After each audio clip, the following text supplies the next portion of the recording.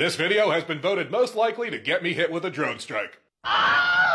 And once you see the truth bomb I dropped today, you'll know why. The government did a funny thing recently and admitted to the existence of UFOs. And what if the reality of UAPs, unidentified aerial phenomena, are completely different than what they're trying to sell you? This little media circus has brought a lot of questions about the phenomena.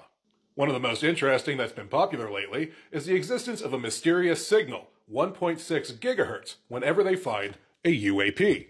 Well, what if that mysterious signal isn't so mysterious after all? This is a very rare article from a defense publication called Jane's International Defense Review. Publications like these are intended for defense industry personnel only, and this is basically something you'd see in the waiting room on the coffee table at Area 51. These articles specifically are Massively Parallel Computing Part 1 and 2 by Mark Hewish from 1991. And the articles are extraordinary because they show two things. One, shows the radar signature from a dish-shaped military UFO.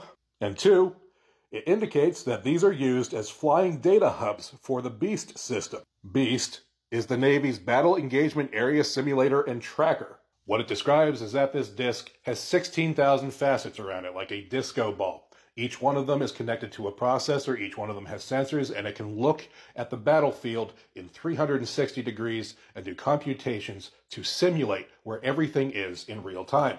It's basically a flying supercomputer. And you'd never see it because this thing could have a camera on either side and it just transmits it down into each of the facets just like a computer monitor array and shows you only what's behind it. So you'd see right through it from every direction. You'd never even know it was there.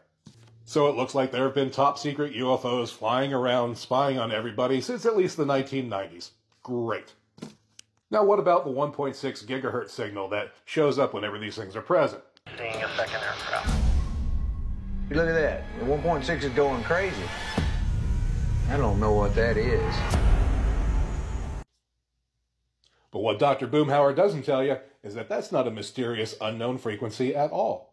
You can go on the FCC, the Federal Communication Commission's website, and search their database for who has permissions to use it. And you will find what I found, that it is a military satellite communications frequency and it is used by military contractors. Companies like Thales. And what does Thales sell?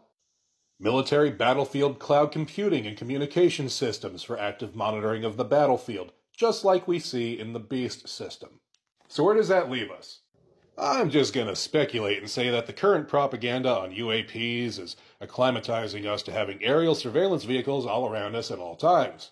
Like this fun little disc-shaped drone and this happy surveillance blimp that stays in the stratosphere indefinitely.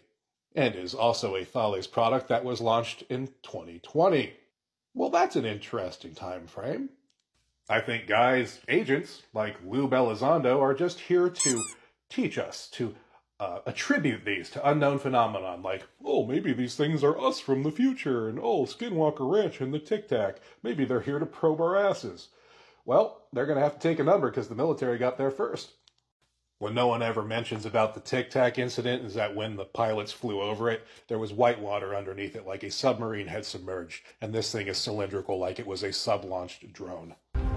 Then far below in the water, they see what looks like a plane crash or a submerging submarine. So to wrap up, do I think that there are real, organic, unexplained phenomenon out there in the skies? Yes, I absolutely do. But the shit they're showing you on night vision and FLIR and pilot cams, that ain't it. It's an old psychological operations tactic to take a local superstition and twist that and use that for their purposes, and I think this is just another example of that. I've shown you the research that's been going on for the last 100 years with guys like Puharish, Bob Monroe, EEG entrainment, changing people's minds remotely, monitoring them remotely, all of this. And I think this technology is just another layer on top of that matrix.